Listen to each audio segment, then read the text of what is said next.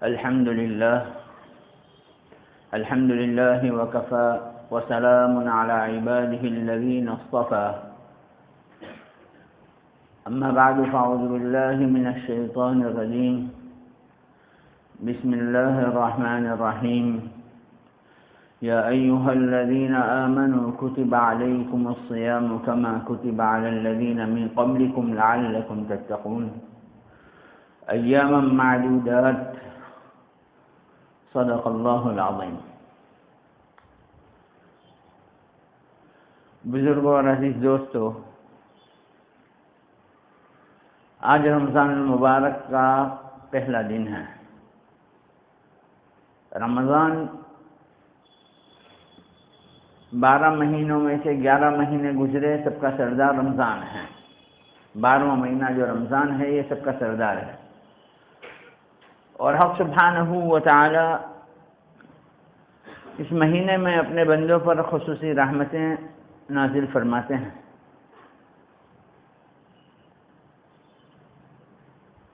اگر اس رمضان کے مہینے میں بندے نے اگر اپنی مغفرت نہیں کرائی تو پھر اللہ تعالیٰ کے یہاں اس کے چھوٹنے کے لیے کوئی بہانہ نہیں ہے۔ حق سبحانہ و تعالی اس مہینے میں بندوں کی بہانے سے مغفرت کرتے ہیں۔ اس مہینے میں حق سبحانہ و تعالی کوئی بہانہ ڈھونڈتے ہیں اور بندے کی مغفرت کر دیتے ہیں۔ اسی وجہ سے اللہ کے نبی علیہ الصلاۃ والسلام نے جو بددعا فرمائی ہے ان لوگوں کے لیے جن کے اوپر رمضان کا مہینہ گزرے اور ان کی مغفرت نہ ہو، کیونکہ رمضان میں حق سبحانہ و تعالیٰ کا معاملہ ایسا رہتا ہے کہ معمولی سی کوئی بات ہوئی کہ بندے کی مغفرت ہو جاتی ہے، اور اس کے باوجود اگر رمضان کا مہینہ ملے اور آدمی کی مغفرت نہ ہو تو اس کو حضرت جبرائیل علیہ السلام نے منحوس آدمی کہا ہے، اور اللہ کے نبی علیہ السلام نے اس پر آمین کہی ہے۔ اللہ کے نبی علیہ السلام کو رمضان کے مہینے کی آمد کا انتظار رہتا تھا۔ آپ دیکھیے کہ اللہ کے نبی علیہ السلام زندگی کے بارے میں آپ علیہ السلام فرماتے ہیں کہ ایک سلام پھیرتا ہوں، دوسرے سلام تک زندگی کا بھروسہ نہیں ہے، اور ہمیشہ آپ کو اپنے پروردگار کی ملاقات کا شوق ہوا کرتا تھا۔ لیکن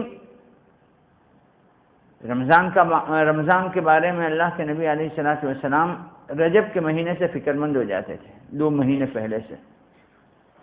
اہمیت دیکھیے کہ رجب کے مہینے میں اللہ کے نبی صلی اللہ علیہ وسلم نے جو دعا بتلائی، اللہم بارک لنا فی رجب و شعبان وبلغنا رمضان، کہ اللہ ہمارے لیے رجب اور شعبان کے مہینے میں برکت عطا فرما اور ہم کو رمضان تک پہنچا دے، یعنی زندگی اتنی ہو جائے، اس کے لیے اللہ کے نبی صلی اللہ علیہ وسلم دعا فرما رہے ہیں کہ رمضان تک مجھے زندگی مل جائے، تاکہ رمضان کی خیر، رمضان کی برکتیں اور رمضان میں جو حق سبحانہ و تعالیٰ کی جانب سے انوار و برکات نازل ہوتے ہیں اس سے میں فائدہ اٹھاؤں۔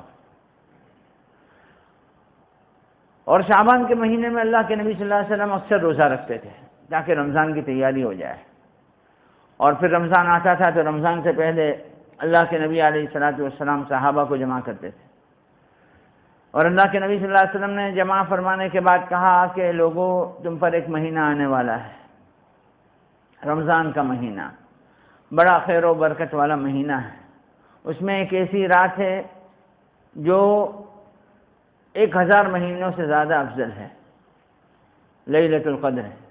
اللہ نے اس رمضان کے روزوں کو فرض قرار دیا ہے، اس کی تراویح کو میں نے تمہارے لیے سنت قرار دیا ہے۔ جو آدمی اس مہینے میں روزے دار کو افطار کرائے تو حق سبحانہ و تعالی اس کے گناہوں کو معاف فرما دیتے ہیں اور اس کو جہنم سے آزادی عطا فرما دیتے ہیں۔ اس مہینے میں تمہیں اللہ کی وحدانیت کی کثرت کرنی ہے، یعنی کلمہ طیبہ پڑھنا ہے، استغفار کرنا ہے، اپنے گناہوں سے معافی مانگنی ہے، اور جنت کا سوال کرنا ہے اور جہنم سے پناہ چاہنی ہے۔ اسی لیے علماء نے لکھا ہے اس مہینے میں کثرت سے پڑھے لا الہ الا اللہ، نستغفر اللہ، نسألک الجنہ ونعوذ بک من النار۔ میرے عزیز و دوست بزرگوں، رمضان بڑا بابرکت مہینہ ہے اور یہ مہمان ہمارے پاس آیا ہوا ہے۔ ہمارا حال یہ ہوتا ہے کہ شروع کے دن میں ہم بہت جذبات میں، بہت جوش میں ہوتے ہیں، اور اس کے بعد آہستہ آہستہ ہم ڈھیلے ہونا شروع ہو جاتے ہیں۔ نہیں، پورے مہینے کے اندر ہم نبی کریم صلی اللہ علیہ وسلم کی زندگی کو دیکھتے ہیں تو آپ علیہ الصلوۃ والسلام شروع مہینے سے بالکل تیار ہو جاتے تھے، اور جیسے جیسے رمضان کے دن گزرتے تھے آپ علیہ الصلوۃ والسلام اس کے لیے اور تیار ہوتے جاتے تھے، یہاں تک کہ حضرت عائشہ رضی اللہ عنہا فرماتی ہے کہ آخری عشرے میں اللہ کے نبی صلی اللہ علیہ وسلم گھر والوں سے ملنا بھی چھوڑ دیتے تھے۔ آپ کا کام ہوتا تھا کہ اللہ کو راضی کرنے میں اپنے آپ کو مشغول کرنا۔ اس مہینے کے اندر آدمی ایک نفل ادا کرتا ہے، نفل نماز، تو اس کا ثواب فرض کے برابر ہے۔ فرض ادا کرتا ہے 70 فرض کے برابر ہے۔ اللہ کے نبی صلی اللہ علیہ وسلم نے فرمایا کہ یہ غمخواری کا مہینہ ہے، رشتہ داروں کے ساتھ، پڑوسیوں کے ساتھ اچھے سلوک کرنے کا مہینہ ہے، اور اس کے روزے کو حق سبحانہ و تعالی نے فرض قرار دیا ہے۔ یا ایھا الذین آمنوا کتب علیکم الصیام، اے لوگو، اے ایمان والو، تم پر روزوں کو فرض کیا گیا ہے جیسے کہ تم سے پہلے لوگوں پر بھی فرض کیا گیا تھا۔ کیوں فرض کیا؟ حق سبحانہ و تعالی کو بندوں کو بھوکا رکھنے سے کوئی فائدہ؟ حق سبحانہ و تعالی نے روزوں کو اس لیے فرض کیا تاکہ بندے بھوک کی حالت میں رہے اور پروردگار کو یاد کرے۔ ہم اللہ کے بندے ہیں اور ہم اللہ کے حکم کے پابند ہیں۔ ہمیں ہمارا پروردگار جو حکم کر دے تو ہم تو اس کے غلام اور اس کے بندے بن کر دنیا میں آئے ہیں، اس کے حکم کو پورا کرنا یہ ہمارا فریضہ اور ہماری ذمہ داری بن جاتی ہے۔ اور ہم سبحانہ و تعالی ارشاد فرماتے ہیں کہ روزوں کو ہم نے جو تم پر فرض کیا ہے وہ اس لیے کہ تمہاری زندگی کے اندر تقویٰ پیدا ہو، تمہاری زندگی کے اندر اللہ کا خوف پیدا ہو۔ آپ دیکھیے کہ روزہ ایسی چیز ہے کہ اگر آدمی خاموشی سے توڑ لے کسی کو پتہ نہیں چل سکتا ہے۔ بچے جو روزہ رکھتے ہیں تو سکھانے کے لیے شروع کے اندر بچے جو حرکت کرتے ہیں کہ خاموشی سے جا کے پانی پی لیا اور کسی کو پتہ نہیں چلا، پتہ بھی نہیں چلتا ہے، اور شام میں پتہ چلتا ہے کہ اس کا روزہ تھا۔ تو اسی طرح کوئی بڑا آدمی اگر وہ روزہ رکھتا ہے اور روزہ رکھنے کے بعد چپکے سے افطار کر لیتا ہے، پانی پی لیا یا کھانا کھا لیا، کسی کو پتہ نہیں چلتا ہے، اس کو کھانے پینے سے کیا چیز روکتی؟ اللہ کا خوف روکتا ہے کہ اللہ نے مجھے روزے کا حکم دیا ہے اور میں نے اللہ کے لیے کھانا پینا چھوڑا ہے، تو اب مجھے اسے کسی بھی حال میں چھپ کر بھی نہیں کھانا ہے اور رکے رہنا ہے۔ تو وہ ہوا اللہ کا خوف۔ تو اور اس سے عادت ڈالی گئی کہ بندے کی زندگی کے اندر ہر موقع پر اللہ کا خوف کیسے آ جائے۔ روزہ یہ عادت ڈالتا ہے کہ بندے کی زندگی کے اندر ہر موقع پر حق سبحانہ و تعالی کا خوف کیسے آ جائے، اور زندگی کے ہر معاملات میں جہاں ہمارا پروردگار ہم سے ناراض ہوتا ہے وہ کام سے بچنے والا کیسے بن جائے۔ یہ ہے روزے کا مقصد۔ حق سبحانہ و تعالی یہی ارشاد فرماتے ہیں کہ ایمان والو، تم پر روزہ فرض کیا گیا جسے تم سے پہلے لوگوں پر فرض کیا گیا تھا تاکہ تمہاری زندگی کے اندر تقویٰ پیدا ہو جائے۔ پھر حق سبحانہ و تعالی ارشاد فرماتے ہیں کہ ہم نے سال، 2 سال اور پوری زندگی کا روزہ نہیں فرض کیا، ایام معدودات، کچھ دنوں کے روزے رکھنے ہیں، کچھ دنوں کے روزے رکھنے ہیں۔ اور تم روزہ رکھتے ہو تو حق سبحانہ و تعالی فرشتوں کے سامنے بندوں کے اوپر فخر کرتے ہیں کہ دیکھو یہ میرا بندہ میرے خاطر بھوکا رہتا ہے، میرا خاطر پیاسا رہتا ہے۔ اور اسی وجہ سے حق سبحانہ و تعالیٰ کے یہاں روزے دار کی بہت قدر ہے۔ اللہ کے نبی علیہ الصلوۃ والسلام ارشاد فرماتے ہیں لخلوف فم الصائم اطیب عند اللہ من ریح المسک، کہ روزے دار کے منہ سے بھوک کی وجہ سے شام میں جو بدبو نکلتی ہے تو بدبو سے انسان چڑ کرتا ہے۔ حق سبحانہ و تعالی ارشاد فرماتے ہیں کہ میرا یہ بندہ میرے خاطر بھوکا رہا، میرے خاطر پیاسا رہا، اور اس بھوک اور پیاس کی وجہ سے اس کے منہ میں سے جو بدبو آ رہی ہے تو حق سبحانہ و تعالی ارشاد فرماتے ہیں کہ بدبو سے چاہے دنیا نفرت کرتی ہو، اس روزے دار کی منہ کی بدبو میرے نزدیک مشک کی خوشبو سے زیادہ پسندیدہ ہے۔ آپ دیکھیے کہ پروردگار ہمارے اعمال کی کیسی قدر کرتے ہیں کہ وہ فرماتے ہیں کہ روزے دار کے منہ کی بدبو ہمارے نزدیک مشک سے زیادہ پسندیدہ ہے۔ اور حق سبحانہ و تعالی نے جنت کے جو دروازے ہیں اس میں سے ایک دروازہ خاص روزے داروں کے لیے بنایا ہے، اس دروازے سے روزے داروں کو حق سبحانہ و تعالی داخل فرمائیں گے۔ اور روزہ حق سبحانہ و تعالی نے فرض کیا ہے، جیسے نماز فرض ہے اسی طرح روزہ فرض ہے، اسی طرح زکوٰۃ فرض ہے، اور اسی طرح جو صاحب نصاب ہے اس کے اوپر حج فرض ہے، جس کے پاس استطاعت ہے اس کے لیے حج فرض ہے، جس کے پاس نصاب ہو اس کے اوپر زکوٰۃ فرض ہے، لیکن نماز اور روزہ تو ہر مسلمان پر فرض ہے۔ اور روزے کے بارے میں علماء نے لکھا ہے اگر اسلامی حکومت ہو اور کوئی آدمی کھلے عام اگر روزہ چھوڑ کر کھانا کھاتا ہے تو قاضی اس کو بلائے گا اور حاکم وقت اس کے قتل کا فیصلہ کرے گا، اتنی سخت بات ہے۔ اس کے باوجود آج ہمارا معاشرے میں یہ برائی آ گئی کہ معمولی بات کی وجہ سے آدمی روزہ چھوڑ دیتا ہے۔ روزہ چھوڑ دینا بہت غلط بات ہے اور حق سبحانہ و تعالیٰ کی ناراضگی کا ذریعہ ہے۔ حق سبحانہ و تعالیٰ کی ان لوگوں پر لعنت ہوتی ہے جن کے پاس روزہ رکھنے کی طاقت ہے اور روزہ نہیں رکھتے ہیں۔ ہاں اگر آدمی بہت بیمار ہے اور وہ روزہ رکھنے کی استطاعت نہیں رکھتا ہے تو بات الگ ہے، حق سبحانہ و تعالیٰ کی ناراضگی کا ذریعہ ہے۔ اس کے اوپر حق سبحانہ و تعالیٰ بہت کچھ دینے والے بھی ہے، اور اگر نہیں رکھتا ہے تو حق سبحانہ و تعالیٰ کی بڑی ناراضگی بھی ہے۔ تو حق سبحانہ و تعالیٰ فرماتے ہیں ایام معدودات، چند دن کے روزے رکھنے ہیں۔ اس کے بعد فرماتے ہیں فمن کان منکم مریضا او علی سفر فعدۃ من ایام اخر، کہ جو آدمی روزہ رکھنے کی اس کے پاس طاقت ہی نہیں ہے، استطاعت ہی نہیں ہے، بیمار ہو گیا ہے یا سفر میں چلا گیا ہے۔ پہلے زمانے کے سفر ہمارے اس سفر کی طرح، ہمارے زمانے کے سفر کی طرح نہیں ہوا کرتے تھے۔ پہلے لوگ پیدل سفر کرتے تھے، اونٹ پر اور گھوڑوں پر سفر کرتے تھے، جنگلات کی گرمی، جنگلات کی سردی، جنگلات کی تکلیف ان کو برداشت کرنی پڑتی تھی۔ ہمارے زمانے میں تو سبحانہ و تعالیٰ نے بہت آسانیاں کر دی ہے سفر کے لیے کہ آدمی کو یہاں سے سعودی عربیہ جانا ہو تو کچھ ہی گھنٹوں میں پہنچ جاتا ہے، نہ کوئی تھکان لگتی ہے نہ کچھ ہوتا ہے۔ ان کے سفر بہت مشکل ہوا کرتے تھے، پھر بھی علماء نے لکھا ہے کہ سفر کی وجہ سے آدمی اگر روزہ نہیں رکھتا ہے تو اس کی قضا کرنی ہے، یا تو حق سبحانہ و تعالیٰ فرماتے ہیں جو تم میں سے بیمار ہو یا سفر پر ہو اور وہ رمضان کا روزہ نہ رکھے تو اسے اس کی قضا کرنی ہے۔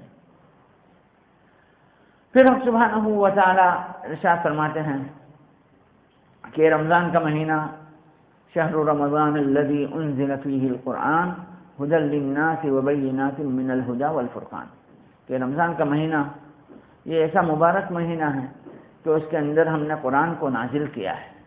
دنیا کے اندر لوح محفوظ سے دنیا کے اندر قرآن حق سبحانہ و تعالیٰ نے لوح محفوظ میں قرآن رمضان کے اندر نازل فرمایا، اور پھر وہاں سے وہ پیارے آقا صلی اللہ علیہ وسلم پر وقتاً فوقتاً تھوڑا تھوڑا اترتا رہا۔ تو رمضان کا مہینہ وہ ہے کہ جس میں حق سبحانہ و تعالیٰ نے قرآن کو نازل فرمایا، اور یہ رمضان کا مہینہ ایسا ہے کہ اس میں آدمی کو حق سبحانہ و تعالیٰ ہدایت دیتے ہیں، اور حق اور باطل کے اندر فرق کرنے والا مہینہ یہ رمضان کا مہینہ ہے۔ اس مہینے کو قرآن پاک کے ساتھ خاص مناسبت ہے، اسی لیے تراویح کے اندر کلام پاک کو پڑھا جاتا ہے۔ یہ بڑی نعمت کی چیز ہے کہ حق سبحانہ و تعالیٰ نے ہمارے یہاں ایسا ماحول بنایا ہے کہ یہاں ہمیں حافظ مل جاتے ہیں۔ آج بھی دنیا کے اندر ہم تصور نہیں کر سکتے ہیں، بہت سارے حصے اور بہت سارے علاقے ایسے ہیں جہاں حافظ نہیں ملتے ہیں، کلام پاک کو حفظ کرنے والے، کلام پاک کو حفظ سنانے والے وہاں نہیں ملتے۔ 2012 کے اندر ہم جماعت میں تھے چائنا کے اندر، اور رمضان کا مہینہ آ گیا۔ رمضان میں ہمارے یہاں تو اللہ کا احسان ہے، اتنا اچھا ماحول ہے کہ ہر مسجد کے اندر قرآن پاک کی تراویح ہوتی ہے۔ پورے شہر میں مشکل سے کہیں علم طرح کی تراویح ہوتی ہو تو ہوتی ہو، باقی تو پورے شہر میں ہر مسجد کے اندر قرآن پاک کی تراویح ہوتی ہے، اور حافظوں کی اتنی کثرت ہے کہ 4 رکعتیں ملتی ہے، جگہ نہیں ملتی ہے، گھروں میں تراویحاں ہوتی ہے، لوگ جگہ جگہ پر تراویح پڑھاتے ہیں اور اپنے کلام پاک کی فکر کرتے ہیں۔ ہاں چائنا کے اندر یہ جو مسجد ہے اس سے 4-5 گنی بڑی مسجد۔ رمضان کا مہینہ آیا، ہم نے سوچا کہ یہاں بھی رمضان کی ایک شان و شوکت ہوتی ہوگی۔ ہمارے علاقے میں تو رمضان کی ہر طرح سے کہ مساجد بھی آباد رہتی ہے، لوگ عبادت بھی کثرت سے کرتے ہیں، کلام پاک کی تلاوت عام آدمی بھی بہت زیادہ کر لیتا ہے، اور ہر اعتبار سے یہاں پر حق سبحانہ و تعالیٰ نے ہمیں ایسی نعمت دے رکھی ہے کہ رمضان کی ایک بہار ہمیں معلوم ہوتی ہے.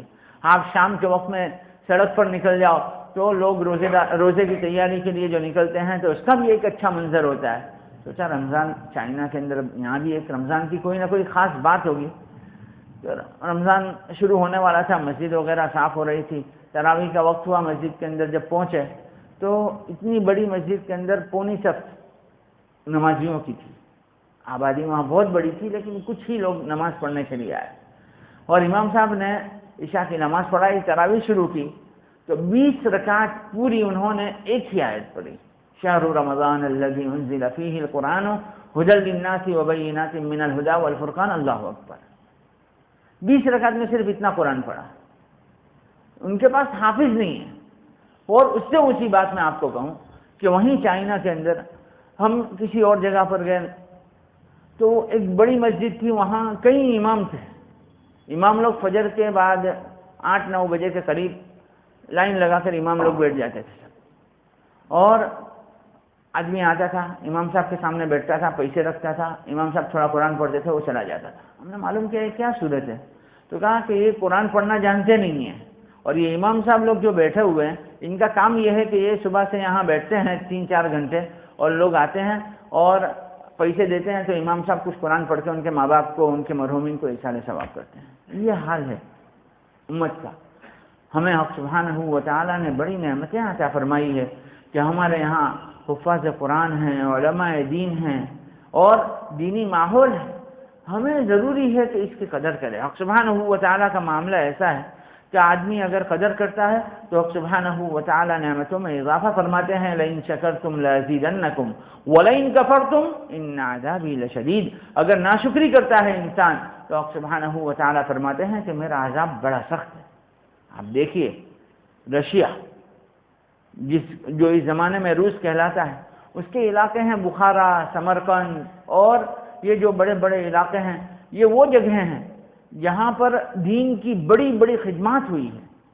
قرآن کریم کے بعد سب سے زیادہ صحیح کتاب مانی جانے والی صحیح بخاری وہ اسی علاقے میں لکھی گئی. اس علاقے میں بڑے بڑے حدیث پاک کے درس کے حلقے لگتے تھے، بڑے بڑے قراء وہاں پیدا ہوئے، بڑے بڑے فقیہ اور مفتی پیدا ہوئے. لیکن وہاں کے لوگوں سے کچھ ناقدری ہوئی ہوگی تو ایک زمانے کے بعد وہاں پچھلے 100-150 سال پہلے ایسے حالات پیدا ہوئے کہ کمیونسٹ کی حکومت آئی اور اللہ کا نام لینا بندوں کے لیے جرم ہو گیا. قرآن پاک اپنے گھر میں رکھنا جرم ہو گیا، اور نماز پڑھنا ایک جرم بن گیا.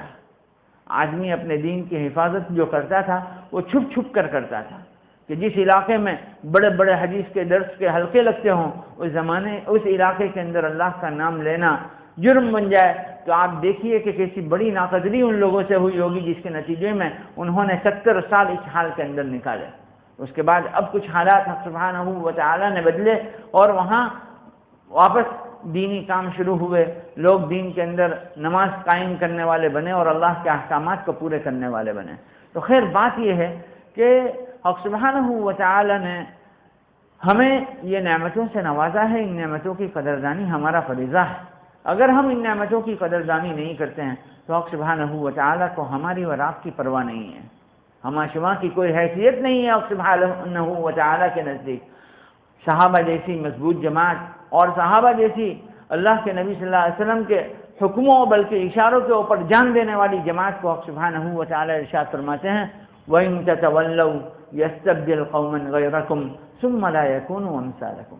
کہ اگر تم نے روگردانی کی تو ہمیں تمہاری پرواہ نہیں ہے، تمہارے بدلے دوسرے لوگوں کو لے کر آئیں گے اور وہ تم جیسے نہیں ہوں گے. اس لیے میرا عزیز و دوست بزرگوں، یہ رمضان کا مبارک مہینہ اور سبحانہ و تعالیٰ نے ہمیں دیا ہے. یہ زندگی کے لیے ایک پوائنٹ ہے ہمارے لیے کہ ہم اپنی زندگی کو یہاں سے بدلیں. ہم سے اب تک جو کوتاہی ہوئی، گناہ ہوئے، اس رمضان کے اندر حق سبحانہ و تعالیٰ کو راضی کرنے والے کاموں میں اپنے آپ کو لگائے اور حق سبحانہ و تعالیٰ سے دعاؤں کا اہتمام کرے. یہ جہاں رمضان کا بیان چل رہا ہے وہیں حق سبحانہ و تعالیٰ فرماتے ہیں وَإِذَا سَأَلَكَ عِبَادِي عَنِّي فَإِنِّي قَرِيبٌ أُجِيبُ دَعْوَةَ الدَّاعِ إِذَا دَعَانِ. فَلْيَسْتَجِيبُوا لِي وَلْيُؤْمِنُوا بِي لَعَلَّهُمْ يَرْشُدُونَ، کہ جب میرا بندہ مجھ سے مانگتا ہے، سوال کرتا ہے، اور حق سبحانہ و تعالیٰ بندوں سے مانگنا پسند کرتے ہیں. حق سبحانہ و تعالیٰ یہ چاہتے ہیں کہ بندہ بندوں سے نہ مانگے، بندوں سے سوال کرنا، اس کو کہا اللہ کے نبی صلی اللہ علیہ وسلم نے کہ سوال کرنا ذلت ہے، اور جو لوگوں سے سوال کرتا ہے قیامت کے دن اس کے منہ کا گوشت نکال لیا جائے گا، اور وہ دنیا میں بھی ذلیل ہوتا ہے سوال کرنے والا، اور حق سبحانہ و تعالیٰ کے یہاں بھی وہ آدمی ذلیل ہوگا جو بندوں سے سوال کرتا ہے. حق سبحانہ و تعالیٰ یہ پسند کرتے ہیں کہ بندہ پروردگار سے سوال کرے، اور یہاں تک کہ انسان کو اگر نمک کی ضرورت ہے تو اس کا سوال بھی اپنے پروردگار سے کرے.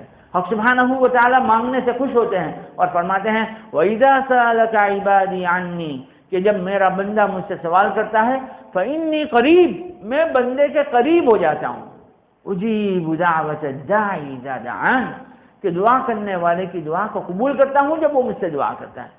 پھر حق سبحانہ و تعالیٰ ارشاد فرماتے ہیں فَلْيَسْتَجِيبُوا لِي، چاہیے کہ بندے مجھی سے سوال کرے، کسی اور سے سوال نہ کرے. وَلْيُؤْمِنُوا بِي، اور مجھی پر ایمان لائے تاکہ وہ کامیاب ہو جائے، سیدھے راستے پر پہنچ جائے. تو میرا عزیز و دوست بزرگوں، اس بات کا بھی ہمیں رمضان میں احساس ہونا چاہیے کہ پروردگار افطار کے وقت بندے کی دعا کو قبول کرتے ہیں، اور رمضان کے مبارک مہینے کے اندر مختلف مواقع پر حق سبحانہ و تعالی بندوں کی دعائیں قبول کرتے رہتے ہیں. اور سحر کے وقت میں تو آسمان دنیا پر، پہلے آسمان پر حق سبحانہ و تعالی تجلی فرماتے ہیں اور فرماتے ہیں کہ ہے کوئی مانگنے والا جس کی حاجت کو پورا کروں، ہے کوئی مغفرت چاہنے والا جس کی میں مغفرت کر دوں. تو میرا عزیز و دوست بزرگوں، اس مہینے میں ہم پروردگار سے مانگنے کا اہتمام کریں، اپنی دنیاوی ضروریات بھی اپنے پروردگار سے مانگے، اور آخرت کی نعمتیں بھی پروردگار ہی سے مانگنی ہے. وہ تو کوئی دے نہیں سکتا ہے، دنیا کی چیزیں تو کوئی بندہ دے بھی سکتا ہے، لیکن آخرت میں تو حق سبحانہ و تعالیٰ کے علاوہ کوئی دینے والا نہیں ہے. تو میرا عزیز و دوست بزرگوں، ہمیں ان اوقات کی قدر کرنی ہے. یہ بڑا مہمان ہمارے پاس آیا ہے، اس مہمان کی قدر کرنی ہے. اس مہینے کے اندر ہم اپنے آپ کو زیادہ سے زیادہ پروردگار کی اطاعت اور فرما برداری میں لگائیں، اور اپنے آپ کو گناہوں سے بچائیں. اگر گناہوں سے بچانا اس مہینے میں بہت زیادہ ضروری ہے، اب وقت نہیں ہے ورنہ میں اور کچھ بات کرنا چاہتا، کہ اپنے آپ کو گناہوں سے بچائیں گے، اس کا بہت بڑا فائدہ ہے. اس مہینے میں رمضان جیسا جائے گا پورا سال ویسا گزرے گا. حق سبحانہ و تعالی ہمیں اس مہمان کی، اس مہینے کی قدر کرنے کی توفیق عطا فرمائے، اس میں کثرت سے تلاوت کرنے کی توفیق عطا فرمائے، اور اس مہینے میں ہماری مغفرت فرمائے، ہم پر رحم و کرم کا معاملہ فرمائے، اور ہماری دنیا کو بھی بہترین بنا دے، اور آخرت کی زندگی کے اندر بھی ہمیں کامیابی عطا فرمائے. وآخر دعوانا الحمد للہ رب العالمین.